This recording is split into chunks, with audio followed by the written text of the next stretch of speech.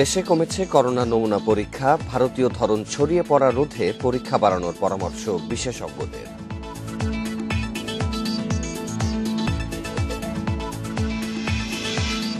বিশ্ববিদ্যালয় শিক্ষার্থীদের করোনা টিকার আওতায় আনার সিদ্ধান্তে এখনও বাস্তবায়ন হয়নি, কবে হবে তাও নিশ্চিত নয়।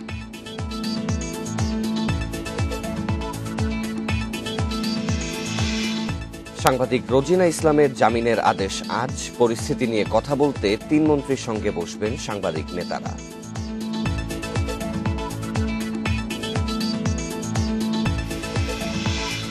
ভারতে করোনায় মৃতের সংখ্যা ৩ লাখের কাছাকাছি, ২৪ ঘণ্টায় ৩,৭৮৮ জনের প্রাণহানি, শনাক্ত ২,৪৩,০০০।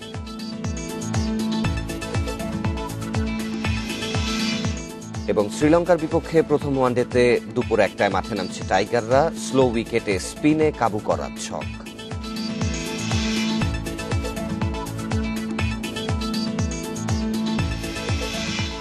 বিরতিহীন সংবাদের প্রধান শিরোনামগুলো শুনছিলেন, এবারে জানাবো বিস্তারিত খবর।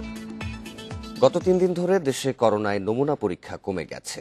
সক্ষমতা থাকলেও বেশি পরীক্ষা হচ্ছে না। স্বাস্থ্য অধিদপ্তর বলছে অনীহার কারণে মানুষ করোনা পরীক্ষা করাতে আসছে না। আর বিশেষজ্ঞরা বলছেন ভারতীয় ভ্যারিয়েন্ট ছড়িয়ে যেন না পড়ে, সেজন্য যে কোনো উপায়ে নমুনা পরীক্ষার সংখ্যা বাড়াতে হবে। দেশের ৮টি বিভাগের মধ্যে ৬টি ভারতীয় সীমান্তের সাথে যুক্ত। বৈধ ও অবৈধভাবে এসব সীমান্ত দিয়ে দেশে ফিরছেন অনেকে। ফলে দেশে ভারতীয় ভ্যারিয়েন্ট ছড়িয়ে পড়ার আশঙ্কা তৈরি হয়েছে। এ অবস্থায় বিশেষজ্ঞরা বেশি বেশি নমুনা পরীক্ষার তাগিদ দিলেও কেন্দ্রগুলোতে পরীক্ষার সংখ্যা কম। সক্ষমতা থাকলেও প্রায় সব কেন্দ্রেই পরীক্ষার হার কম। এখন আমার হাসপাতালে এভারেজ আপনার ৯০ জন ১০০ জন এরকম পরীক্ষা হয়। আগে যেখানে ২০০ হতো অর্ধেকে নেমে আসছে। যারা ঈদ ফেরত বাড়ি থেকে আসবে তখন হয়তো একটু টেস্টের সংখ্যাটা হয়তো বাড়বার। ১৯ মে সারা দেশে নমুনা পরীক্ষা হয়েছে প্রায় ২৫,০০০।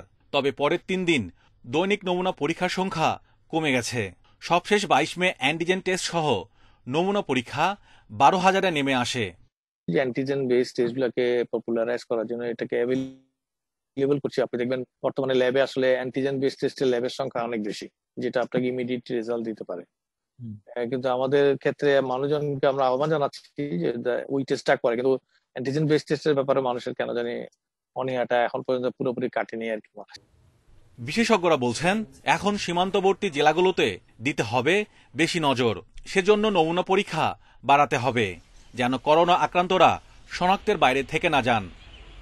আমাদের কার্যক্রম যেগুলা ওখানে চলার কথা, যেমন টেস্টিং করার কথা, টেস্টিং করে পজিটিভ পাইলেই মানে আইসোলেশনে রাখা, আর ওদের সঙ্গে যাদের দেখা সাক্ষাৎ মেলামেশা হইলো তাদেরকে কোয়ারেন্টাইনে রাখা। কেননা এটা যেহেতু দ্রুত ছড়ায়, আমরা একটুখানি ঢিল দিলাম আর ওই দিনই ৫০০ লোক সংক্রমিত হয়ে গেল।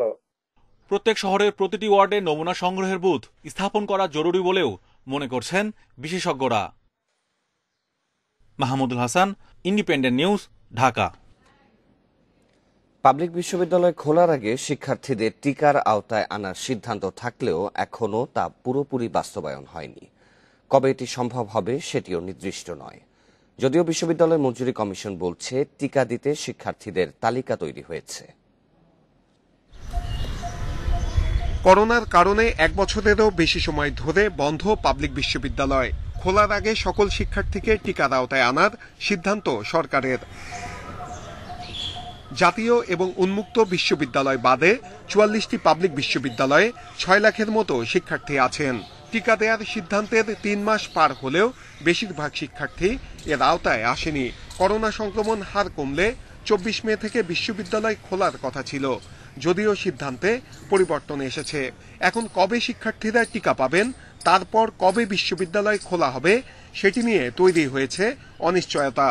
আমাদের সাথে এখন পর্যন্ত কোনো যোগাযোগ করা হয় নাই। রেজিস্ট্রেশনের জন্য আবেদন করেছিলাম, সেই আবেদনের পর এখনো পর্যন্ত কোনো আপডেট নেই। শিক্ষকরা বলছেন বিশ্ববিদ্যালয় থেকে তালিকা পাঠানো হয়েছে, শিক্ষার্থীরা আইডি কার্ড দেখিয়ে টিকা নিতে পারবেন। কয়েকটি বিশ্ববিদ্যালয়ের অল্প কিছু শিক্ষার্থী টিকা পেয়েছেন। যেহেতু এই মুহূর্তে আইডি কার্ড নেই, এখন তো আমাদের বিকল্প হিসেবে আমাদের ছাত্রদের আইডি কার্ড, যেহেতু আমরা লিস্টটা পাঠিয়ে দিয়েছি হল থেকে, তো এখানে তো ভুল হওয়ার কোনো কারণ নেই। নির্ভুলভাবেই তার মন্ত্রণালয় সেটা পাবে এবং সে অনুযায়ী মন্ত্রণালয় তাদের টিকা দেবে। বিশ্ববিদ্যালয় মঞ্জুরি কমিশন বলছে, শিক্ষার্থীদের টিকা দেওয়ার কাজ দ্রুত শেষ করার প্রক্রিয়া চলছে। এই তালিকা অনুযায়ী শিক্ষার্থীদেরকে টিকার আওতায় আনা হবে। আশা করছি আমরা কিছুদিনের মধ্যেই এই ব্যাপারে সুস্পষ্ট নির্দেশনা এবং ঘোষণা দেখতে পাব। এরই মধ্যে বিশ্ববিদ্যালয়ের বেশিরভাগ শিক্ষক টিকার আওতায় এসেছে বলে জানিয়েছে কমিশন। নূরে আলম, ইন্ডিপেন্ডেন্ট নিউজ, ঢাকা। আন্তর্জাতিক টিকা সহায়তা পেতে দেশে শৃঙ্খলা বজায় রাখা জরুরি বলে মনে করেন স্বাস্থ্যমন্ত্রী জাহিদ মালেক। নইলে এক্ষেত্রে সমস্যা দেখা দিতে পারে বলে আশঙ্কা তার। এদিকে পররাষ্ট্রমন্ত্রী জানিয়েছেন, দ্বিতীয় ডোজ দিতে যুক্তরাজ্যের কাছে অক্সফোর্ডে 16 লাখ টিকা চেয়েছে ঢাকা। তবে এই মুহূর্তে তা সম্ভব নয় বলে জানিয়েছে ব্রিটিশ সরকার। ভারতের করোনার নতুন ভেরিয়েন্টে সংক্রমণ ও মৃত্যু বাড়ায় চুক্তি অনুযায়ী অক্সফোর্ডের টিকা পাওয়া হয়ে পড়েছে অনিশ্চিত। বিকল্প হিসেবে চীন ও রাশিয়া থেকে টিকা আনতে সচেষ্ট সরকার। যুক্তরাষ্ট্র যুক্তরাজ্যের সঙ্গেও এ নিয়ে আলোচনা চলছে। তবে উদ্বেগের কারণ হয়ে দাঁড়িয়েছে টিকার দ্বিতীয় ডোজ নিশ্চিত করা। এ অবস্থায় যুক্তরাজ্যের টেলিভিশন আইটিভিকে দেয়া সাক্ষাৎকারে পররাষ্ট্রমন্ত্রী জানান, সে সংকট কাটাতে ব্রিটিশ সরকারের কাছে অক্সফোর্ডের 16 লাখ টিকা চাওয়া হয়েছিল। বাংলাদেশ সরকার সরাসরি যুক্তরাজ্য সরকারের কাছ থেকে 16 লাখ টিকা চেয়েছে, কিন্তু তাদের টিকা উৎপাদনের সক্ষমতা নেই বলে বাংলাদেশের এই আবেদন খারিজ করেছে ব্রিটিশ সরকার।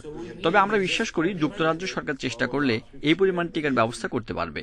আমরা তো অনেক বেশি টিকা চাইছি না, আমরা মনে করি তাদের সেই সামর্থ্য আছে। এদিকে স্বাস্থ্যমন্ত্রী বলছেন, দেশে বিশৃঙ্খলা তৈরি হলে আন্তর্জাতিক টিকা সহায়তা নিয়ে সমস্যা দেখা দিতে পারে। আমরা চায়নার কাছ থেকে টিকা কেনার জন্য সকল প্রস্তুতি গ্রহণ করেছি। রাশিয়া থেকে টিকা কেনার জন্য সকল প্রস্তুতি আমরা গ্রহণ করেছি, কিন্তু আমরা চাই না দেশে একটা গণ্ডগোল হোক, দেশে একটা সমস্যা হোক। দেশের সমস্যা হলে পরে আমরা টিকা নাও পেতে পারি। একই সময় কেউ আইনের ঊর্ধ্বে নয় বলেও মন্তব্য করেন স্বাস্থ্যমন্ত্রী। আমিও নই, আমরা কেউই নয় আইনের ঊর্ধ্বে। রেজওয়ানুল হক, ইন্ডিপেন্ডেন্ট নিউজ। প্রথম আলোর জ্যেষ্ঠ প্রতিবেদক রোজিনা ইসলামের জামিনের বিষয়ে আদেশ দেওয়ার দিন ধার্য রয়েছে আজ। অফিসিয়াল সিক্রেটস আইনে করা মামলায় ঢাকা মহানগর হাকিম বাকি বিল্লাহ সাংবাদিক রোজিনার জামিনের বিষয়ে আদেশ দেবেন। বৃহস্পতিবার ঢাকা মহানগর হাকিম বাকি বিল্লাহর ভার্চুয়াল আদালতে সাংবাদিক রোজিনার জামিন শুনানি অনুষ্ঠিত হয়। শুনানি শেষে আদালতে রাষ্ট্রপক্ষের গুরুত্বপূর্ণ তথ্য উপস্থাপন ও জামিন বিষয়ে আদেশের জন্য আজকের দিন ধার্য করেন। মঙ্গলবার ঢাকা মেট্রোপলিটন ম্যাজিস্ট্রেট মোহাম্মদ জসিমের আদালত রোজিনা ইসলামের রিমান্ড নামঞ্জুর করে কারাগারে পাঠানোর আদেশ দেন। সোমবার রাতে অফিসিয়াল সিক্রেটস অ্যাক্টে রোজিনার বিরুদ্ধে মামলা হয়।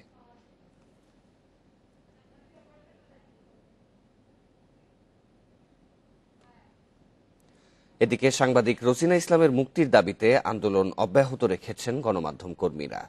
জাতীয় প্রেস ক্লাবে বৈঠক করে সাংবাদিকদের 5টি সংগঠন। বৈঠক শেষে নেতারা বলেন, সার্বিক পরিস্থিতি নিয়ে কথা বলতে আজ 3 মন্ত্রীর সঙ্গে বসবেন তারা। অপরাধী বানানোর জন্য ষড়যন্ত্র করা হচ্ছে ধাপে ধাপে। স্বাস্থ্য মন্ত্রণালয়ের কর্মকর্তা কর্মচারী কর্তৃক সাংবাদিক রোজিনা ইসলামের হেনস্থা আর মিথ্যা মামলার প্রতিবাদে 5ম দিনেও আন্দোলন প্রতিবাদ করেন বিক্ষুব্ধ সংবাদকর্মীরা। যেগুলো পাওয়া গেল সেগুলো। রোজিনা ইসলামের কারাবন্দির 4 দিন পেরিয়ে গেলেও মন্ত্রণালয়ের পক্ষ থেকে কোনো নমনীয়তার আভাস পায়নি সাংবাদিক সংগঠনগুলো। এ অবস্থায় শনিবার সকালে জাতীয় প্রেস ক্লাবে পরবর্তী করণীয় ঠিক করতে বৈঠকে বসেন ঢাকা সাংবাদিক ইউনিয়ন, জাতীয় press club, Dhaka reporters unity সহ সাংবাদিকদের 5টি সংগঠনের নেতারা।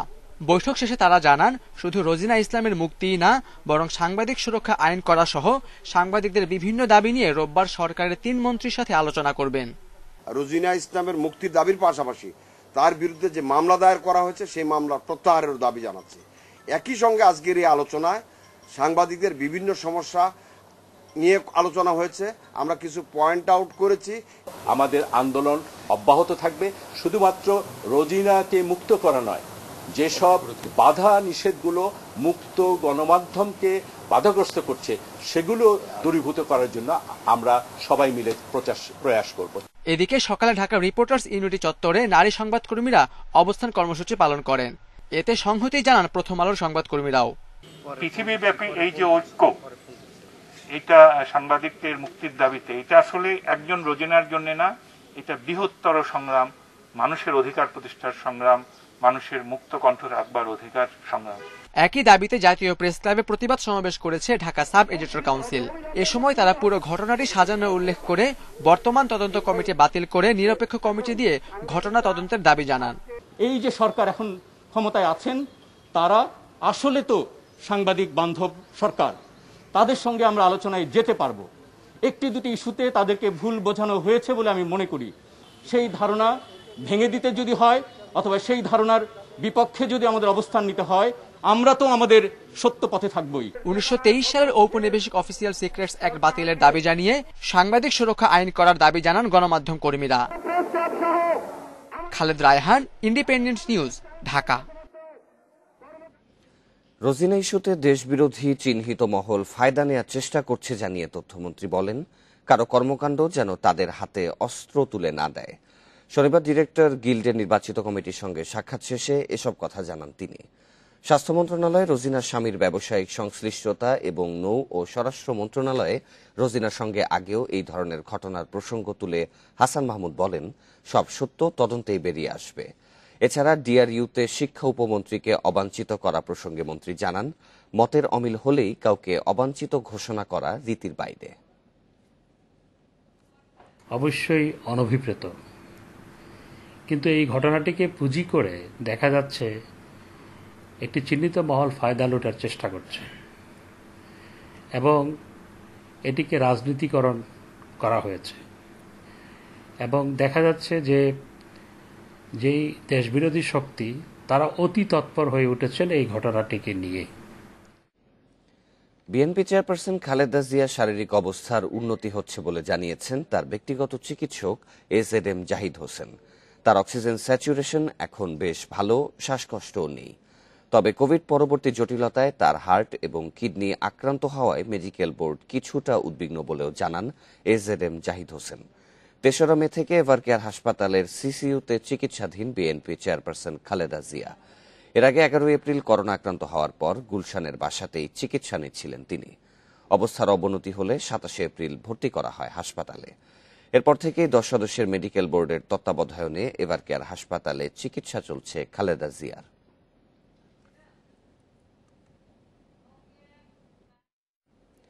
সৌদি আরব সরকারের নতুন নিয়মে ভোগান্তিতে পড়েছেন করোনা টিকা না পাওয়া বাংলাদেশি শ্রমিক। কোয়ারেন্টিনের জন্য হোটেলে বাড়তি খরচ হচ্ছে প্রায় ৬৫,০০০ টাকা। আবার বুকিংয়ের জন্য দিনভর অপেক্ষা করতে হচ্ছে সৌদি এয়ারলাইন্স অফিসে। নেই কোনো সরকারি সহায়তা। শনিবার ভোর থেকে রাজধানীর কারওয়ান বাজারে সোনারগাঁও হোটেলে সৌদি এয়ারলাইন্স কার্যালয়ে সৌদি প্রবাসীদের ভিড়। দীর্ঘ সময় লাইনে দাঁড়িয়ে থেকে তাদের অনেকেই ক্ষুব্ধ ও হতাশ। 3 ঘন্টা ধরে খারেছি, 1 ইঞ্চি 2 ইঞ্চি লাইন আগে না, মানে কোনো কাজের গতি নেই।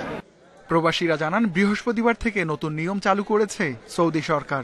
টিকা নেওয়া না হলে দেশটিতে প্রবেশের আগে ও পরে 3 দফা করোনা টেস্ট করতে হবে এবং 7 দিন নির্দিষ্ট হোটেলে কোয়ারেন্টিন। আর এতেই বিপাকে শ্রমিকরা, কারণ তাদের কারোরই হোটেল বুকিং নেই। ফলে 2 দিনে অনেককেই বাতিল করতে হয়েছে বিমানের টিকিট। হোটেল বুকিং না পাওয়া আমার টিকিট ক্যান্সেল হয়েছে, আমি সেই জন্য এখানে আসছি। হোটেল বুক করতেও 2 দফা করোনা টেস্টের জন্য বাড়তি খরচ 65 থেকে 70,000 টাকা। হোটেল বুক করে দিচ্ছে সৌদি এয়ারলাইন্স, কিন্তু তাদের জনবল সীমিত।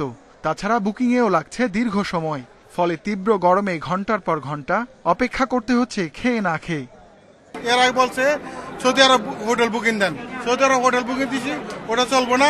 এখন বলতে আছে এখানে বুকিং দিতে হইব।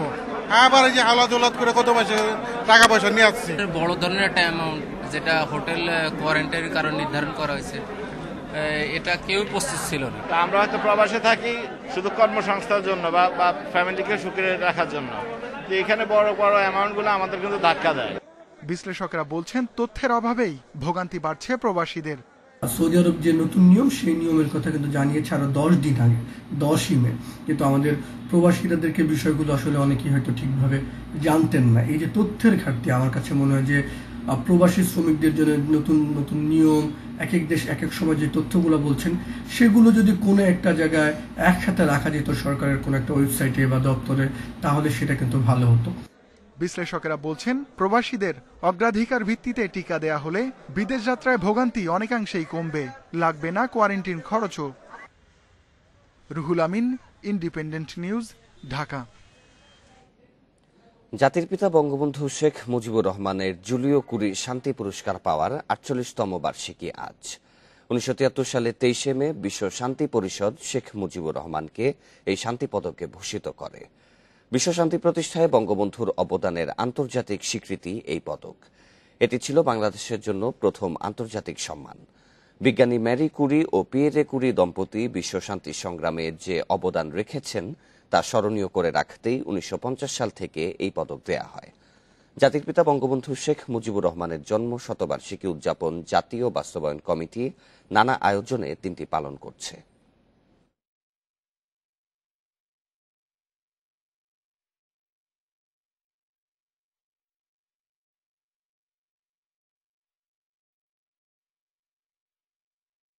এক সাগর রক্ত দিয়ে আমাদের স্বাধীনতা লাভ করতে হয়েছে, তাই আমরা মর্মে মর্মে অনুধাবন করি বিশ্ব শান্তি তথা আঞ্চলিক শান্তির অপরিহার্যতা। এই পটভূমিতে আপনারা বিশ্ব শান্তি আন্দোলনের সহমর্মী প্রতিনিধিরা আমাকে জুলিও কুরি শান্তি পদকে ভূষিত করেছেন। এই সম্মানের জন্য আমি কৃতজ্ঞ, কিন্তু একই সাথে আমি এটাও একান্তভাবে অনুভব করি যে এই সম্মান কোনো ব্যক্তি বিশেষের জন্য নয়। এই সম্মান বাংলাদেশের স্বাধীনতা সংগ্রামে আত্মদানকারী শহীদদের, স্বাধীনতা সংগ্রামের বীর সেনানীদের। জুলিও কুরি শান্তি পদক সমগ্র বাঙালি জাতি। স্বাস্থ্যবিধি মেনে বিচারিক আদালতে হাজির হয়েই আত্মসমর্পণ করতে পারবে ফৌজদারি মামলার আসামিরা। প্রধান বিচারপতির আদেশে এ নিয়ে বিজ্ঞপ্তি দিয়েছে সুপ্রিম কোর্ট প্রশাসন। এছাড়াও রোববার থেকে হাইকোর্ট বিভাগে ৯টি ভার্চুয়াল বেঞ্চের কার্যক্রম চলবে। করোনা শুরুর পর গত বছরের ২৬ মার্চ বন্ধ হয় আদালত। এতে বিচারপ্রার্থী ছাড়াও বিপাকে পড়েন আইনজীবীরা। ৯ মে দেশে প্রথম চালু হয় ভার্চুয়াল আদালত।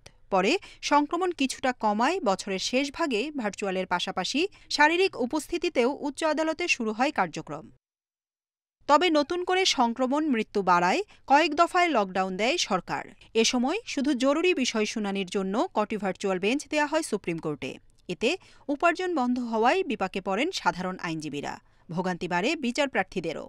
সে কারণে বিচারিক আদালতে স্বাভাবিক কার্যক্রম চালুর আবেদন প্রধান বিচারপতির কাছে করে ঢাকা, চট্টগ্রাম ও সিলেট আইনজীবী সমিতি। এবং আমরা কিন্তু ধরেন একটা স্বাধীন পেশা, এখানে কিন্তু আমাদের এমন না যে আমরা কোনো বেতনভুক্ত, আমাদের সরকার এরকম কোনো সাবসিডিও কিন্তু দেয়নি। 2 বছর টানা আমরা এরকম ভ্যাকেশন কোর্টের মধ্যে শুধু জরুরি মামলা, তো শুধু জরুরি মামলা তো সব আইনজীবীর জন্য না, তো বেশিরভাগ আইনজীবীরা আপনি বলতে হবে যে আমরা কিছুটা মামলা বিহীনই আছি এবং ইনকামের জায়গাটা প্রায় শূন্যের কাতারে চলে গেছে। নাগরিকের আইনি সহায়তা নিশ্চিতে কার্যকর বিচারিক ব্যবস্থা চালুর দাবি সুপ্রিম কোর্ট আইনজীবী সমিতির সম্পাদকেরও। হাইকোর্টের ম্যাক্সিমাম কোর্ট কিন্তু এই সমস্ত বিচারপতিরা কিন্তু কোনো ফাংশনাল বিচারপতি হিসেবে ফাংশন করতে পারছেন না, অথচ এই প্যান্ডেমিকের এর চেয়ে খারাপ অবস্থার মধ্যে তারা দায়িত্ব পালন করেছে। সুতরাং পরিস্থিতি বিবেচনায় আমি মনে করি, আমার ব্যক্তিগত অভিমত হচ্ছে যে, এবং আইনজীবীদের যে দাবি সেটি হচ্ছে যে এই পরিস্থিতির মধ্যেও আদালতকে একটা সক্রিয় আদালত ব্যবস্থা আমাদের চালু করতে হবে। পরে শনিবারই স্বাস্থ্যবিধি মেনে সশরীরে হাজির হয়ে বিচারিক আদালতে আসামি আত্মসমর্পণ করতে পারবে বলে সিদ্ধান্ত দেন প্রধান বিচারপতি। আর হাইকোর্ট বিভাগে জরুরি সব বিষয়ে শুনানির জন্য গঠন করা হয়েছে ৯টি ভার্চুয়াল বেঞ্চ। জান্নাতুল ফেরদাউস তানভি, ইন্ডিপেন্ডেন্ট নিউজ, ঢাকা। ঈদের ছুটি শেষে আজও কর্মস্থলে ফিরছে মানুষ। মানুষের চাপ থাকলেও সব ফেরি চলাচল করায় মানুষ নির্বিঘ্নে নদী পার হতে পারছেন। তবে ফেরিঘাট পর্যন্ত আসতে গুনতে হচ্ছে অতিরিক্ত টাকা।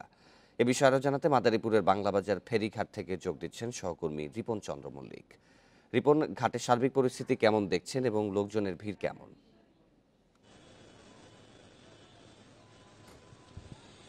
জি, আজ রবিবার হলে কিন্তু সকাল থেকে কিন্তু আমরা যেটি লক্ষ্য করেছি মাদারীপুরের শিবচরের এই বাংলা বাজার ফেরিঘাটে কিন্তু ঢাকামুখী এবং ঢাকা থেকে যে দক্ষিণাঞ্চলমুখী কিন্তু দুই পারের কিন্তু যাত্রী আমরা প্রচুর পরিমাণ দেখতে পাচ্ছি। এবং আপনাকে একটু দেখাতে চাচ্ছি, আমার পেছনে রয়েছে 3 নম্বর পন্টুনে ফেরি শাহপরান। ফেরিটিতে কিন্তু আপনারা দেখতে পাচ্ছেন যে এই মুহূর্তে কিন্তু ফেরিটি যাত্রীদের কিন্তু বোঝাই করার যে প্রক্রিয়া সেটি কিন্তু তারা করছে, কারণ ফেরিটি 20 মিনিট আগে কিন্তু এই ঘাটে এসে পৌঁছানোর পর কিন্তু আমরা দেখতে পাচ্ছি যে এই দক্ষিণাঞ্চল থেকে ঢাকামুখী যে সকল যাত্রীরা রয়েছেন তারা কিন্তু এই ফেরিতে উঠছেন। এবং পাশাপাশি শুধু যে যাত্রী উঠছেন তা নয়, আমরা কিন্তু সকাল থেকে দেখতে পাচ্ছি যে অ্যাম্বুলেন্স সহ যে ব্যক্তিগত যে পরিবহনগুলি রয়েছে, প্রাইভেট কার সহ অন্যান্য সেই গাড়িগুলো কিন্তু আমরা দেখতে পেয়েছি যে ফেরিঘাটের এই ফেরি দিয়ে কিন্তু পারাপার হচ্ছে।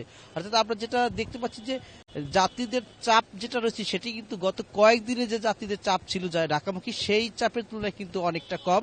কিন্তু এখন আমরা কথা বলেছি বিআইডব্লিউটিসির বাংলাবাজার ঘাটের যিনি দায়িত্বে রয়েছেন ম্যানেজার সালাউদ্দিন আহমেদের সাথে, তিনি আমাদেরকে জানিয়েছেন যে ফেরিতে এই রুটে যে কয়টা ফেরি রয়েছে 16টি ফেরি, সবগুলো ফেরি কিন্তু চলাচল রয়েছে এবং এই সবগুলো ফেরি চলাচল করার কারণে কিন্তু যাত্রীরা কিন্তু নির্বিঘ্নে কোনো রকম দুর্ভোগ ছাড়াই কিন্তু তারা কিন্তু পার হচ্ছে পদ্মা নদী, এমনটি আমাদেরকে তিনি জানিয়েছেন। এদিকে আমি কথা বলেছি এই বাংলাবাজার ঘাটের যে লঞ্চ মালিক সমিতির সাধারণ সম্পাদক মনির হোসেনের সাথে, তিনি আমাদেরকে জানিয়েছেন যে এই রুটে 87টি লঞ্চ কিন্তু চলাচল করে এবং 2 শতাধিক কিন্তু স্পিড বোট চলাচল করে থাকে নিয়মিত। সেই স্পিড বোট এবং লঞ্চ চলাচল বন্ধ থাকার ফলে কিন্তু ফেরিঘাটে যে একটি চাপ সেটি কিন্তু লক্ষ্য করার মতো। তিনি আমাদেরকে জানিয়েছেন যে যদি লঞ্চ চলাচল শুরু হয় তাহলে কিন্তু ফেরিতে যে চাপটি রয়েছে সেই চাপটি কিন্তু আর এই বর্তমান যে রকম চাপ দেখা যাচ্ছে সেটি কিন্তু থাকবে না, এমনটি আমাদেরকে জানিয়েছেন লঞ্চ মালিক সমিতির সাধারণ সম্পাদক মনির হোসেন। আর তারা দাবিতে করছেন যে সরকার লকডাউন যদি খুলে দেয় তাহলে কিন্তু তারা এই রুটে আবার আগের মতো স্বাভাবিকভাবে ফেরি চলাচল শুরু করবেন এবং এই লঞ্চ চলাচল শুরু করবেন এবং তাতে কিন্তু এই দক্ষিণাঞ্চলের যে যাত্রীরা রয়েছেন সেই যাত্রীদের যে এই যে চাপ রয়েছে ফেরিতে সেই চাপটি কিন্তু আর তখন থাকবে না বলে তিনি আশা করছেন। আমি কথা বলছি এই ঘাট এলাকায় প্রশাসনের যে সকল কর্মকর্তা রয়েছে, পুলিশ প্রশাসন সহ অন্যান্য যারা রয়েছেন তাদের সাথে, তারা আমাদেরকে জানিয়েছে ঘাটে যেহেতু অনেক মানুষের ভিড় সেজন্য কিন্তু তারা কিন্তু ঘাট এলাকায় ব্যাপক নজরদারি রাখছেন। কিন্তু তারপরে কিন্তু আমরা দেখতে পাচ্ছি যে স্বাস্থ্যবিধির যে বিষয়টি রয়েছে ফেরিতে সেটি কিন্তু একেবারেই অনুপস্থিতির মতো বলতে গেলে বলা যায়, কারণ হচ্ছে গাদাগাদি করে যেভাবে যাত্রীরা যাচ্ছে ওপারে আবার ওপার থেকে যেভাবে আসছে তাতে আমরা বলতে পারি যে স্বাস্থ্যবিধির যে নিয়ম নীতি রয়েছে সেটি কিন্তু আসলে মানা হচ্ছে না, সেটি এক প্রকার নিয়ন্ত্রণের বাইরেই রয়েছে। যাত্রীরা যেভাবে পারছে সেভাবে কিন্তু ফেরিতে এসে উঠে যাচ্ছে। তো সার্বিকভাবে আমি বলতে পারি যে সকাল থেকে ঘাট এলাকায় যাত্রীদের চাপ রয়েছে, সেই চাপটি কিন্তু তুলনামূলক গত কয়েকদিনের যে চাপ ছিল যাত্রীদের সেটির চেয়ে কম। কিন্তু যেহেতু লঞ্চ এবং স্পিডবোট চলাচল করছে না তাই এই ফেরিতে একমাত্র ফেরি ভরসা যাত্রীদের পারাপারের জন্য, সেহেতু ফেরিতে একটু চাপ পড়েছে। তো সার্বিকভাবে এই ছিল আমার কাছে সর্বশেষ তথ্য। পরিস্থিতির সর্বশেষ তথ্য জানাচ্ছিলেন সহকর্মী দীপন চন্দ্র মল্লিক। সমুদ্র বন্দরগুলোতে দূরবর্তী সতর্ক সংকেত দেখাতে বলেছে আবহাওয়া অফিস। এদিকে এই ঝড়ে উপকূলীয় জেলায় বন্যা পরিস্থিতির সৃষ্টি হবে না বলে মনে করছে বন্যা পূর্বাভাস ও সতর্কীকরণ কেন্দ্র। আবহাওয়া অধিদপ্তরের তথ্য অনুযায়ী বঙ্গোপসাগরে ইতোমধ্যেই সৃষ্টি হয়েছে লঘুচাপ, যা 48 ঘন্টার মধ্যেই নিম্নচাপে রূপ নিতে পারে। এর প্রভাবে দেশের খুলনা, বাগেরহাট এবং ভারতের উড়িষ্যা ও পশ্চিমবঙ্গের উপকূলবর্তী এলাকায় 45 থেকে 65 কিলোমিটার গতিতে বয়ে যাবে ঝড়ো হাওয়া, যা পরবর্তীতে রূপ নিতে পারে ঘূর্ণিঝড়ে। তো এটা অনেকগুলো স্টেজ পার করে, যেমন আপনার লঘুচাপ হবে, তারপর সুস্পষ্ট লঘুচাপ হবে, তারপরে হবে গভীর নিম্নচাপ হবে, তারপর গভীর নিম্নচাপ এবং দেন সাইক্লোন। এটা আপনার দেখবেন যে 24 তারিখের মধ্যে, অ্যারাউন্ড 24 তারিখের ভিতরে ঘূর্ণিঝড় হওয়ার সম্ভাবনা। পরিস্থিতি পর্যবেক্ষণের পাশাপাশি ঘূর্ণিঝড় মোকাবিলায় সার্বিক প্রস্তুতি নেওয়া হয়েছে বলে জানিয়েছে বন্যা পূর্বাভাস ও সতর্কীকরণ কেন্দ্র। উল্লেখযোগ্য পরিমাণ কোনো বন্যা পরিস্থিতি সৃষ্টি হওয়ার কোনো সম্ভাবনা নেই। বন্যা পূর্বাভাস ও সতর্কীকরণ কেন্দ্র এই ঘূর্ণিঝড়টি নিবিড়ভাবে পর্যবেক্ষণ করছে এবং আমরা প্রতিনিয়তই এই তথ্যপাত্র সংগ্রহ করছি। ইতিমধ্যেই এই বিষয়ে পানি উন্নয়ন বোর্ডের মাঠ পর্যায়ে দপ্তরসমূহকে অবহিত করা হয়েছে। এদিকে সচিবালয় এক প্রস্তুতি সভায় দুর্যোগ ব্যবস্থাপনা প্রতিমন্ত্রী ডাক্তার এনামুর রহমান জানান, পুরো উপকূল জুড়ে সব ধরনের প্রস্তুতিমূলক ব্যবস্থা নেওয়া হচ্ছে। ফণী, বুলবুল, আমফান 3টি সুপার সাইক্লোন আমরা ম্যানেজ করেছি। যারা মাঠে কাজ করছে তারা এটা কৃতিত্বের দাবিদার এবং আমি বিশ্বাস করি তাদের অতীতের অভিজ্ঞতা থেকে এবারও আমরা এটা ভালোভাবে মোকাবেলা করব। আর এবার আমরা শতভাগ মানুষকে শেল্টারে নিয়ে মৃতদের সংখ্যা শূন্যের কোঠায় নামিয়ে আনব। দুর্যোগ ব্যবস্থাপনা ও ত্রাণ প্রতিমন্ত্রী জানান, উপকূলে আঘাত হানার সময় এর গতিবেগ হতে পারে 120 থেকে 190 কিলোমিটার। শাহাদাত স্বপন, ইন্ডিপেন্ডেন্ট নিউজ, ঢাকা। কাশিমপুর কারাগারের একই সেলে 17 বছর ধরে সাজা খাটছে বাবা ছেলে। কারাবিধির 569 ধারায় বৃদ্ধ বাবার মুক্তি চান ছেলে। তার প্রত্যাশা বৃদ্ধা মায়ের সঙ্গেই কাটুক বাবার জীবনের শেষ দিনগুলো। আর এই একই আকুতি অন্য কয়েকজন কয়েদিরও।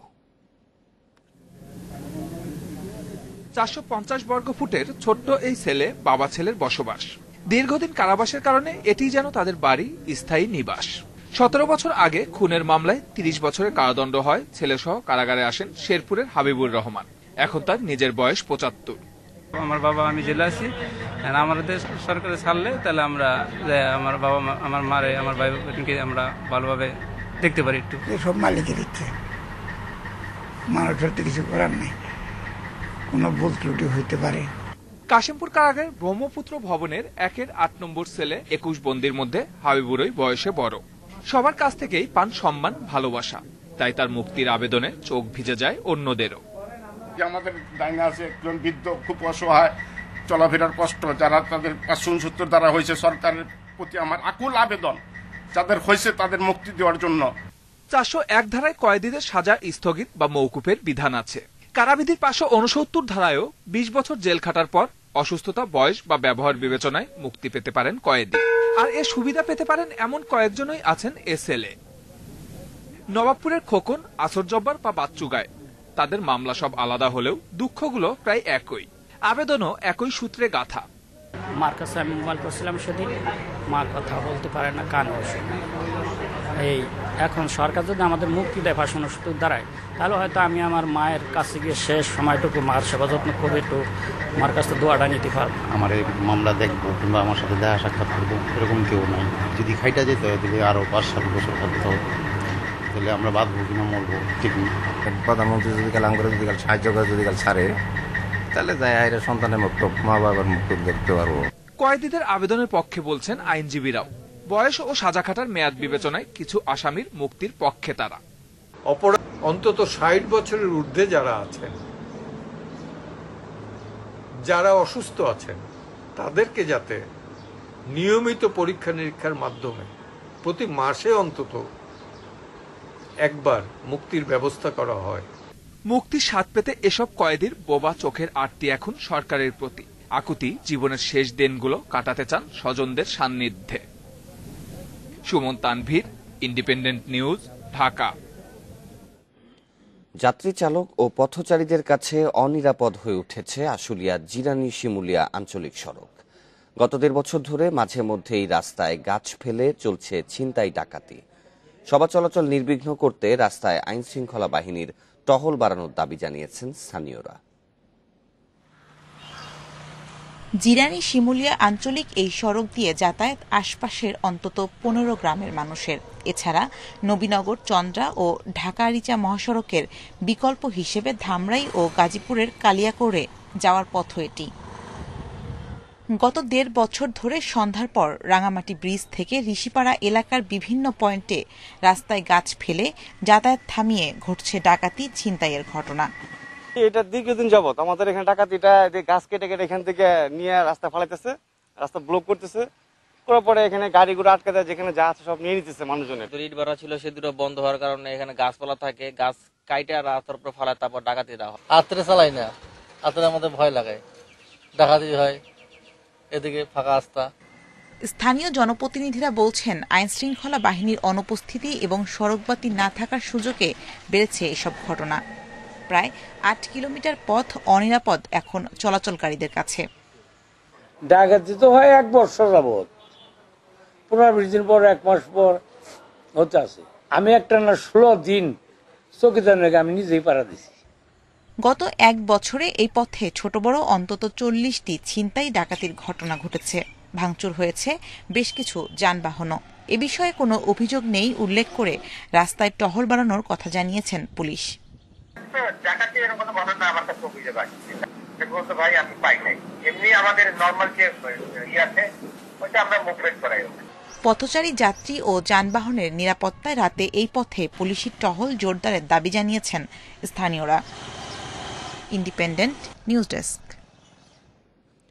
পঞ্চগড়ের নদী খননের নামে চলছে ড্রেজার দিয়ে ভূগর্ভস্থ পাথর ও বালি উত্তোলন। এতে হুমকির মুখে নদী সংলগ্ন আবাদি জমি। আর নৌযান চলাচলের জন্য স্বাভাবিক পানি প্রবাহ বাধাগ্রস্ত করে নদীর উপর বানানো হয়েছে অবৈধ বাঁশ ও কাঠের ব্রিজ। দেশের নদ নদী ও পরিবেশ রক্ষায় ডেল্টা প্ল্যানের আওতায় পঞ্চগড়েও চলছে নদী ও খাল পুনঃখনন। তবে এই কাজের নামে নদীতে ড্রেজার বসিয়ে বালু ও পাথর তুলছেন প্রভাবশালীরা। এতে ফসলি জমি নষ্ট হওয়ার পাশাপাশি নদীর বাঁধ ও তীরবর্তী ঘরবাড়ি বিলীনের শঙ্কায় পড়েছেন স্থানীয়রা। সাইডে বাড়ি ঘর আছে, সব ভাঙে যাচ্ছে, বালু সবসময় বালু নিয়ে যাচ্ছে। এখানে অবৈধভাবে দৈনিক 50 হতে 100 গাড়ি ঢুকে নিয়ে যাচ্ছে। আপনারা দেখতে পাচ্ছেন এখানে একটা মাটির বাঁধ আছে, সেই বাঁধের সাইড দিয়ে সম্পূর্ণ বাঁধটা হুমকির মধ্যে পড়ে গেছে। এছাড়া করতোয়া নদীতে অবৈধ সেতু তৈরি করে চলাচল করছে বালু ও পাথরবাহী ট্রলি। আটকে গেছে নৌযান চলাচল। যারা ব্রিজ করছে তাদেরকে বলতে গেলে তারা এখানে লাঠি ছোটা নিয়ে আক্রমণাত্মকভাবে আমাদের মারতে আসে। আমরা গ্রামবাসী নিরুপায়। একই অবস্থা দেবীগঞ্জ উপজেলা সদর, জেলা সদরের ঘাগড়া, খোঁচাবাড়ি, বোদার ফুলতলা ও শালশিড়ি এলাকায়। তবে এ বিষয়ে তেমন তদারকি নেই পানি উন্নয়ন বোর্ডের। বিভিন্ন জায়গায় যতটুকু ডিমার্কেশন আছে তার বাইরে যায় বলতেছে এটা আমাদের বালু মহল। ঠিকাদারকে ওখানে বাই ফোর্স তারা বলতেছে যে আমাদের ড্রেজিংকৃত বালিটা আমাদের দিতে হবে, এবং তারা সেজন্য নদীর অভ্যন্তরেই দেখা যাচ্ছে তাদের ট্রলি লাগায় বিভিন্নভাবে বালিটা কালেকশন করতেছে। অবৈধভাবে বালু উত্তোলন ও পরিবহন ঠেকাতে ভ্রাম্যমাণ আদালত পরিচালনার কথা জানিয়েছে জেলা প্রশাসন। তারা অবৈধভাবে বালু এখান থেকে নিয়ে যাচ্ছে। এটি আগে এক সময় বালু মহল ছিল, কিন্তু এটা এখন বিলুপ্ত। আর যেহেতু এখানে ড্রেজারের যে বালুটা, ড্রেজার দিয়ে আমরা পানি উন্নয়ন বোর্ডের যে বালুটা তুলতেছে সেটাও তোরা নিয়ে যাচ্ছে। আমরা এসে তাৎক্ষণিকভাবে যে ইয়েগুলো পাওয়া গেছে, আপনার পরিবহনের জন্য যে ট্রলি বা ট্রলার যেটাই বলি, যেগুলো পাওয়া গেছে সেগুলোকে আমরা আটক করি। জেলা শহরের মিরগড় থেকে দিনাজপুরের খানসামা পর্যন্ত করতোয়া নদীর 78 কিলোমিটার এলাকায় চলছে খনন কাজ। Independent news desk. দেখছেন সকাল 9টার বিরতিহীন সংবাদ। এরপর অন্যান্য খবরের সাথে আরও যা থাকছে। খুলনায় লবণাক্ত পানি সরবরাহের অভিযোগ ওয়াসার বিরুদ্ধে। ভূগর্ভের পানির যথেচ্ছ ব্যবহারে পরিবেশ বিপর্যয়ের শঙ্কা।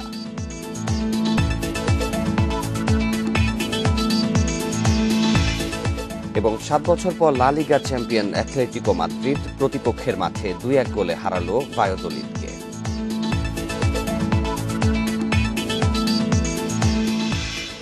সুপেয় পানি সরবরাহ ও ভূগর্ভস্থ পানির ব্যবহার রোধ খুলনা পানি সরবরাহ প্রকল্পের উদ্দেশ্য। তবে গ্রীষ্মের চাহিদা মেটাতে পারছে না প্রকল্পটি। অভিযোগ আসছে লবণাক্ত ও ঘোলা পানি সরবরাহের। নগরবাসীর পাশাপাশি সাবমার্সিবল পাম্পে ভূগর্ভস্থ পানি তুলছে খোদ ওয়াসাই। এতে লবণাক্ততা বেড়ে পরিবেশগত বিপর্যয়ের শঙ্কা প্রকাশ করছেন পরিবেশবাদীরা। খুলনার সোনাডাঙ্গা সোনালীনগরের বাসিন্দা নাজিমুল নাহার গৃহস্থালির কাজে ব্যবহার করেন ওয়াসার পানি, কিন্তু এপ্রিল, মে ও জুন মাসে পানিতে লবণাক্ততা আসায় পড়তে হয় বিপাকে। কাদারগুলা, ময়লা, তারপরে গন্ধ, এবার খাবার জন্য আমরা চেষ্টা করি একটু মুখে দেয়, নুন নুন লাগে। প্রতি বছর গ্রীষ্মে পানি নিয়ে এমন ভোগান্তিতে অতিষ্ঠ নগরবাসী। আমরা যে ওয়াসার পানি পাচ্ছি আসলে এটা মানসম্মত না, লবণ পানি, এতে ব্যবহার করা খুবই অনুপযোগী। লবণ এটা বেশি, আর বেশিরভাগ টাইমে আমরা পানি পাই না। জাইকা ও এডিপির অর্থায়নে সুপেয় পানি সরবরাহ নিশ্চিতে নেওয়া হয় খুলনা পানি সরবরাহ প্রকল্প। 2019 সালের জুন থেকে প্রকল্পের আওতায় বাগেরহাটের মধুমতি নদী থেকে পানি এনে পরিশোধনের পর সরবরাহ করা হচ্ছে নগরীতে, কিন্তু এখন দেখা দিচ্ছে নানা সমস্যা। এই লবণ পরিশোধনের জন্য কোনো প্ল্যান্ট করার চিন্তা ভাবনা করা হয় বা পরিকল্পনা নেওয়া হয়, সেক্ষেত্রে দেখা যায় যে সেটা স্থাপন এবং সেটার যে মেনটেন্যান্স ব্যয় অনেক বেশি। সেই তাদের অভিজ্ঞতার আলোকে বা বিদেশেও যেগুলি সাধারণত এইভাবে চিন্তা করা হয়, তো এই আলোকেই কিন্তু তখন এই সিদ্ধান্ত নিয়ে প্রকল্পটা গ্রহণ করা হয়েছে। জাইকাকে এ দায় নিতে হবে এবং অচিরেই এখানে একটি মধ্যবর্তীকালীন যে লবণাক্ততা সেটি দূর করার জন্য একটি ডিভাইস থাকতে হবে। নগরীতে টিউবওয়েল ও সাবমার্সিবল পাম্প নিষিদ্ধ হলেও সংকট মোকাবেলায় ব্যবহার হচ্ছে অবাধে। পানি সরবরাহে ২৫০০ কোটি টাকার প্রকল্প থেকে প্রত্যাশিত সুফল মিলছে না। সংকটে মোকাবেলায় ভূগর্ভস্থ পানি ব্যবহার বাড়ছে পরিবেশগত বিপর্যয়। শহরে সাপ্লাই দেওয়ার জন্য ব্যবস্থাপনা নিতে হবে। সেই টাকা সেই টেকনোলজি যদি যথার্থভাবে দেয়া হয় তাহলে হয়তো মানুষ সুপেয় পানি পেতে পারে। খুলনা মহানগরীর ৩৭,০০০-এর বেশি গ্রাহককে দৈনিক ৬ কোটি লিটার পানি সরবরাহ করে ওয়াসা। অভিজিৎ পাল, ইন্ডিপেন্ডেন্ট নিউজ, খুলনা। লবণাক্ত ঘোলা পানি সরবরাহের আরও খবর জানাতে এবার খুলনা থেকে যোগ দিচ্ছেন সহকর্মী AHM শামীমুজ্জামান। শামীম, ২০১৯ সালে পানি সরবরাহের জন্য ২৫০০ কোটি টাকার প্রকল্প নেওয়া হয়, তারপরও এই ধরনের সমস্যা কেন দেখা দিচ্ছে এবং এ বিষয়ে আসলে কারা দায় নেবেন এই বিষয়ের?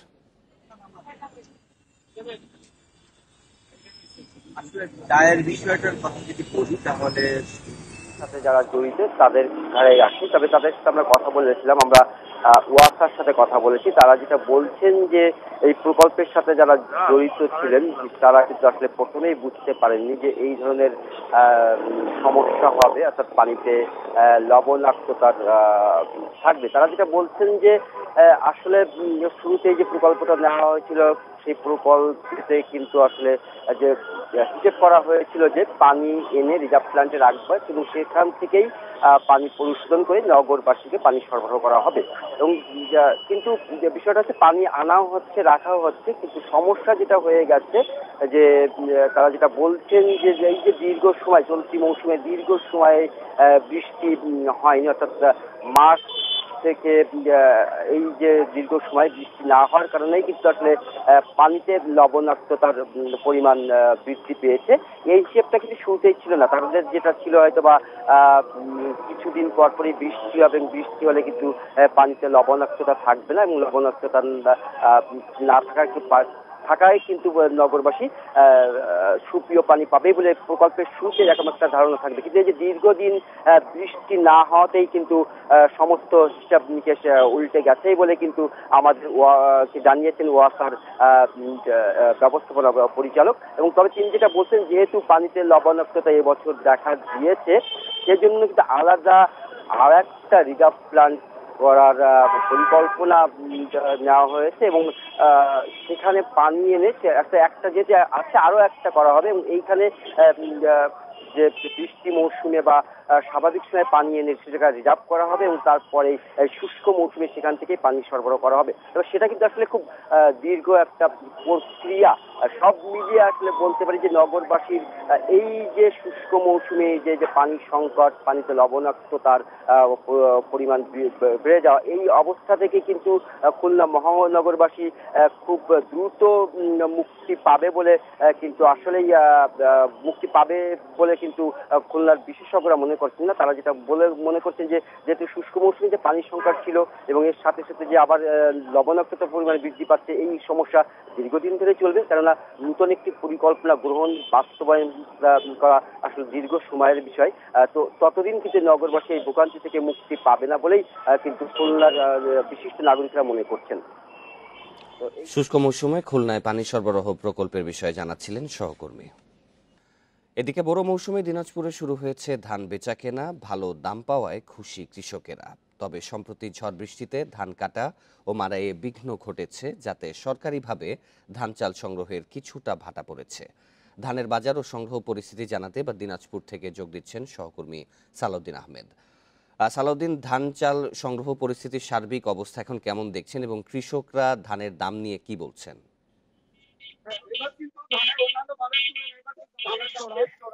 কারণ এবার কোনো আবহাওয়ার কোনো দুর্যোগ ছিল না, ফলনও ভালো হয়েছে। কৃষি সম্প্রসারণ অধিদপ্তরের মতে 1,71,000 মেট্রিক হেক্টর জমিতে এবার প্রায় 8 লাখ মেট্রিক টন তারা চাল পাওয়ার আশা করছেন। এতে করে কিন্তু দিনাজপুরের যে উৎপাদন ব্যবস্থা সেটি কিন্তু ভালো, কিন্তু এই মুহূর্তে বাজারে যে পরিমাণ ধান এবং চাল উঠতেছে তাতে গ্রাহকের সংখ্যা কিন্তু উল্লেখযোগ্যভাবে বেশি। এর একটা কারণ হিসেবে আমি এই মুহূর্তে পাইকারি চাল বাজারে রয়েছি, তারা বলছেন যে গতবার আকস্মিকভাবে চালের দাম বৃদ্ধির কারণে এবার কিন্তু মজুদের লক্ষণটা তারা বেশি দেখছেন। ভোক্তা পর্যায়ে যার আগে 2 বস্তা বা 4 বস্তা চাল কিনতেন, এবার কিন্তু তারা বেশি পরিমাণে চাল কিনছেন। এতে করে কিন্তু চালের বাজারে বস্তা প্রতি এখানে 100 থেকে 150 টাকা পর্যন্ত বৃদ্ধি পেয়েছে। বিশেষ করে এখানে যদি আমরা বলতে পারি যে চালের বাজার যেটা 28,21। সালাউদ্দিন, এ বিষয়ে আরো তথ্য সংগ্রহ করতে থাকুন, পরবর্তীতে আবার আমরা আপনার সাথে যুক্ত হব। ভারতে 3 লাখের দ্বার প্রান্তে পৌঁছেছে করোনায় মৃতের সংখ্যা। 24 ঘন্টায় 3,788 জন নিয়ে দেশটিতে মোট প্রাণহানি 2,99,296 জনের। একদিনে শনাক্ত 2,43,777 রোগী। ভারতীয় নতুন ধরন প্রতিরোধে ফাইজার ও অ্যাস্ট্রাজেনেকা টিকা 80% কার্যকর বলে জানিয়েছেন গবেষকেরা। এদিকে বিশ্বে করোনায় আরও 10,000-এর বেশি মানুষের প্রাণ হারিয়েছে। নতুন শনাক্ত 5,62,000-এর বেশি। এ নিয়ে বিশ্বে করোনায় প্রাণহানি ছাড়ালো 34,68,000 আর আক্রান্ত 16,70,00,000-এর বেশি। সংক্রমণ ও প্রাণহানির দিক থেকে শীর্ষস্থানে যুক্তরাষ্ট্রে ক্রমেই কমছে আক্রান্ত ও মৃত্যুর সংখ্যা। 24 ঘন্টায় দেশটিতে প্রাণ গেছে 456 জনের। একদিন আগেও এই সংখ্যা ছিল 657-তে। একদিন 18,000 নতুন করে রোগী শনাক্ত হয়েছে দেশটিতে, যা 2020 সালের 8 জুনের পর একদিনে সর্বনিম্ন। এদিকে করোনা সংক্রমণ রোধে ব্রিটিশ নাগরিকদের ওপর ভ্রমণ নিষেধাজ্ঞা দিয়েছে জার্মানি। যুক্তরাজ্যে ভারতীয় ধরন ছড়িয়ে পড়ার জেরে নেওয়া হয় এই সিদ্ধান্ত।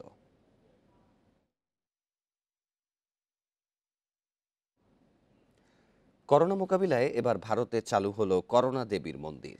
দেবীর মূর্তি স্থাপন করে তামিলনাড়ুতে চলছে করোনা থেকে মুক্তির প্রার্থনা।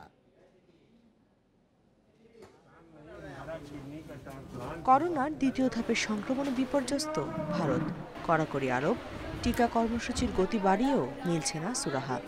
এমন পরিস্থিতিতে তামিলনাড়ুতে চলছে করোনা দেবীর মন্দির বানিয়ে পূজা অর্চনা। কোয়েম্বাটুরের অদূরে কামাচিতপুরম গ্রামে তৈরি হয়েছে মন্দিরটি। মন্দিরে অধিষ্ঠিত করোনা দেবীর মূর্তিটি গ্রানাইট পাথরের তৈরি। 1.5 ফুটের প্রতিমার পরনে টকটকে লাল রঙের শাড়ি, এক হাতে ধরা ত্রিশূল। করোনা সংক্রমণের কথা বিবেচনা করে দূর থেকে প্রণাম করছেন পুণ্যার্থীরা। মন্দিরের ভেতরে যারা অবস্থান করছেন তাদের ক্ষেত্রেও সামাজিক দূরত্ব ও অন্যান্য স্বাস্থ্যবিধি অত্যন্ত কড়াভাবে পালন করা হচ্ছে। ভারতে এমন মন্দির নতুন নয়। প্রায় 100 বছর আগে প্লেগ যখন মহামারী রূপ নিয়েছিল, তখন এই কোয়েম্বাটুরেই তৈরি হয়েছিল প্লেগ মারিয়াম্মান মন্দির। আজও সেখানে পূজা হয়। Nusrat Sherin, independent news. Democratic republic of কঙ্গোর মাউন্ট নাইরঙ্গো আগ্নেয়গিরি থেকে লাভার উদগীরণ শুরু হয়েছে। ক্ষয়ক্ষতি এড়াতে পূর্বাঞ্চলীয় গোমা শহর খালি করার নির্দেশ দিয়েছে দেশটির সরকার। তবে সরকারি নির্দেশনার আগেই শহরটির হাজার হাজার মানুষ নিরাপদ আশ্রয়ে সরে যেতে শুরু করেছেন। শহরটিতে প্রায় 20 লাখ মানুষের বসবাস। বিস্ফোরিত আগ্নেয়গিরিটি গোমা শহর থেকে মাত্র 6 মাইল দূরে। 10 মে আগ্নেয়গিরি থেকে লাভার উদগীরণের পূর্বাভাস দেয়া হয়। এর আগে 2002 সালে এই আগ্নেয়গিরি থেকে লাভার উদগীরণ হয়েছিল। ওই ঘটনায় প্রায় 250 জন নিহত হন। এছাড়া 1,20,000 মানুষ গৃহহীন হয়ে পড়েন। আর 1977 সালের বিস্ফোরণে প্রায় 600 মানুষ নিহত হয়েছিলেন। ভূমিকম্পে আবারও কেঁপে উঠল চীন। দেশটির উত্তর পশ্চিমের কিংঘাই প্রদেশে 7.3 মাত্রার ভূমিকম্প হয়। তবে এতে কোনো হতাহতের খবর পাওয়া যায়নি। স্থানীয় সময় শনিবার ভোরের দিকে মিয়ানমার সীমান্তের কাছে ভূমিকম্প আঘাত হানে। এতে বেশ কয়েকটি ভবন ধসে পড়েছে। মার্কিন ভূতাত্ত্বিক জরিপ জানায় ভূমিকম্পের উৎপত্তিস্থল চীনের মাদুই জেলার ভূগর্ভের 10 কিলোমিটার গভীরে। এর কয়েক ঘন্টা আগে 6.1 মাত্রার আরেকটি ভূমিকম্প আঘাত হানে চীনের উত্তর পশ্চিমাঞ্চলে। এতে 3 জনের মৃত্যু হয়। আহত হন কমপক্ষে 27 জন।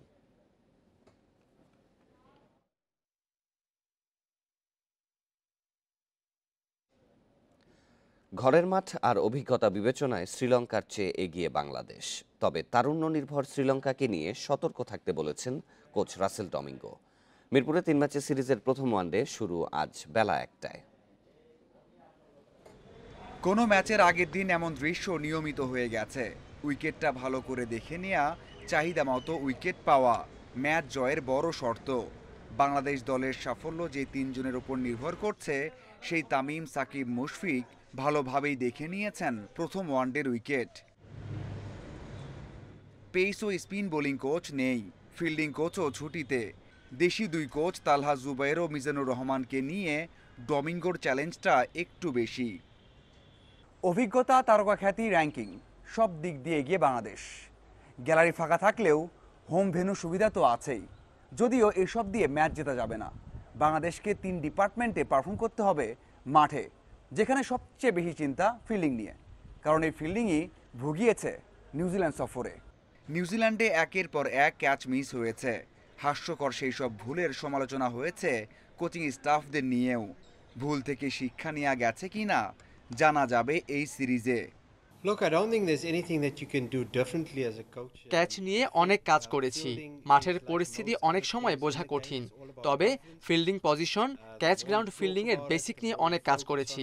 সমস্যা নিয়ে নিজেদের মধ্যে কথাও বলেছি অনেক। শ্রীলঙ্কা দলে নেই পরীক্ষিত অনেকেই, তবে ম্যাচ জেতানোর ক্ষমতা আছে বেশ কয়েকজনের। ঘরের মাঠের সুবিধা বিচারে বাংলাদেশ এগিয়ে থাকলেও নির্ভর থাকার উপায় নেই। কোচিং স্টাফ অনেকে না থাকায় পরিস্থিতি ভিন্ন, তবে তালহা ও মিজানুর ভালো সহযোগিতা করেছে। বিশ্বাস করি খুব একটা প্রভাব পড়বে না ম্যাচে। বাংলাদেশে পা রাখার আগেই লঙ্কার অধিনায়ক জানিয়ে রেখেছেন ভয় ডরহীন ক্রিকেট খেলার কথা।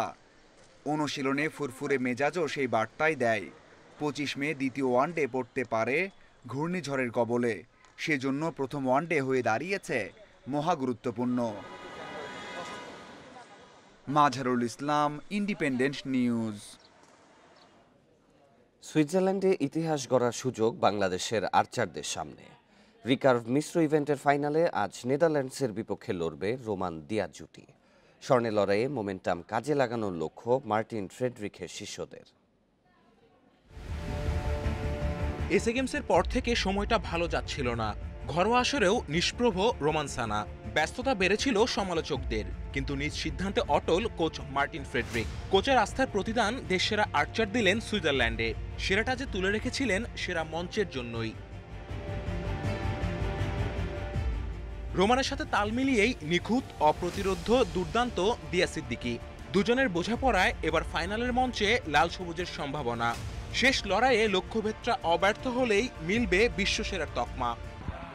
আলহামদুলিল্লাহ, আমরা মিক্সড ইভেন্টে আমরা ফাইনালে উত্তীর্ণ হয়েছি। সকলে আমার জন্য দোয়া করবেন যেন আমরা ফাইনালে যে গোল অর্জন করতে পারি, এবং সর্বোপরি আমরা কৃতজ্ঞতা প্রকাশ করছি আমাদের মেইন স্পন্সর সিটি গ্রুপ, যাদের তত্ত্বাবধানে আমরা ট্রেনিং চালিয়ে যাচ্ছি এবং তাদের প্রতি চিরকৃতজ্ঞ থাকবো।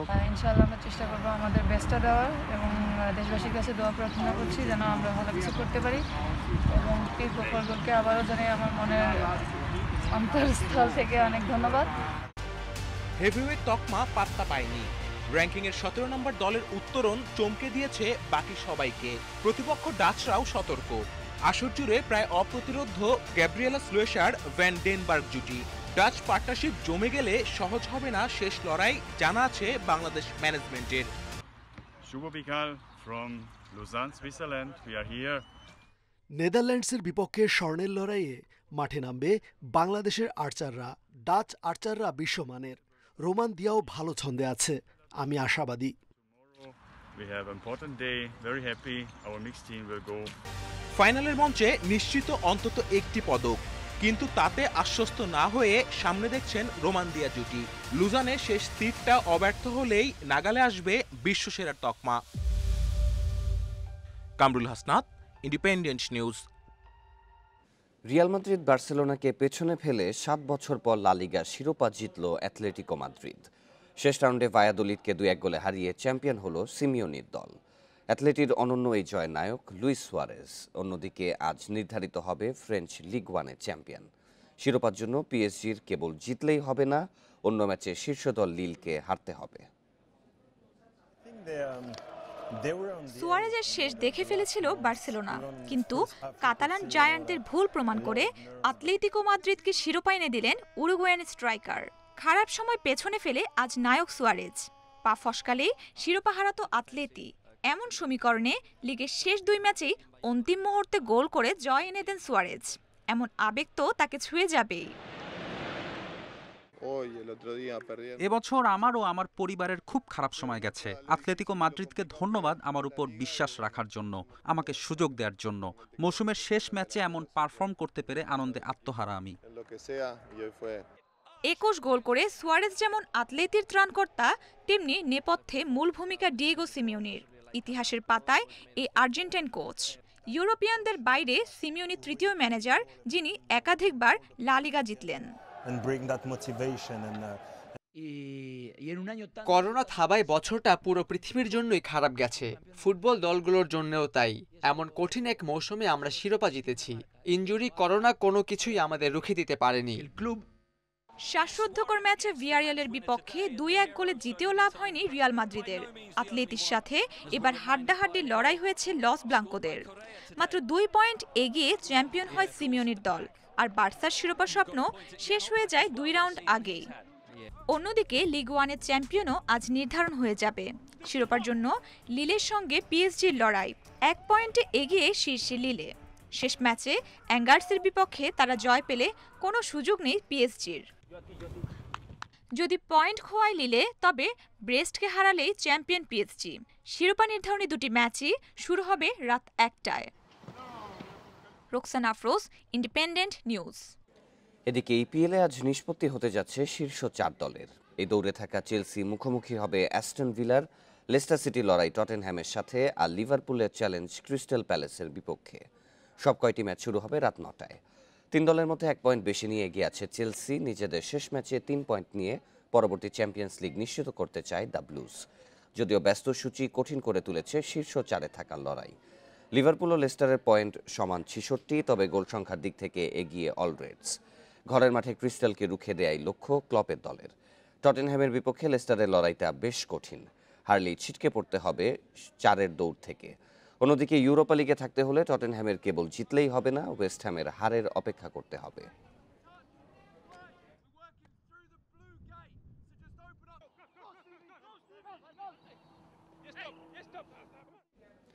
এই ছিল সকাল 9টার বিরতিহীন ইন্ডিপেন্ডেন্ট সংবাদে। ইন্ডিপেন্ডেন্ট টেলিভিশনের সব খবর আরও বিস্তারিত জানতে চোখ রাখুন ফেসবুক, ইউটিউব এবং টুইটারে। ধন্যবাদ সবাইকে।